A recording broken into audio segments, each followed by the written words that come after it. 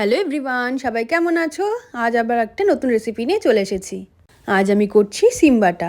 তার জন্য প্রথমেই সিমগুলো ছোট ছোট করে কেটে রেখেছি আর চিংড়ি মাছ কেটে ধুয়ে পরিষ্কার করে রেখেছি। তারপর কড়াইতে জল দিয়ে তার মধ্যে একটু লবণ হলুদ দিয়ে জলটা ফুটে উঠলে সিমগুলো দিয়ে দিয়েছি। এই সিমগুলো একটু ভাপ দিয়ে তুলে নিয়েছি। তারপর কড়াইতে একটু তেল দিয়ে চিংড়ি মাছগুলো দিয়ে তার মধ্যে সামান্য একটু লবণ আর হলুদ দিয়ে ভালো করে ভেজে নিচ্ছি।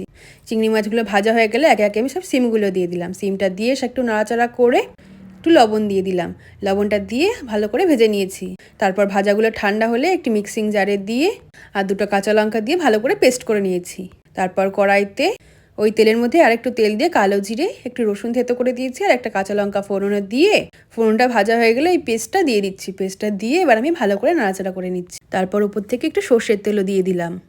সর্ষের তেল দিয়ে ভালো করে নাড়াচাড়া করে যখন একটু শুকিয়ে আসবে তখনই নামিয়ে দেবো। ব্যাস, তাহলেই কমপ্লিট চিংড়ি মাছ দিয়ে সিম বাটা। ভিডিওটা কেমন লাগলো কমেন্ট করে জানিও। সাবস্ক্রাইব করতে ভুলো না।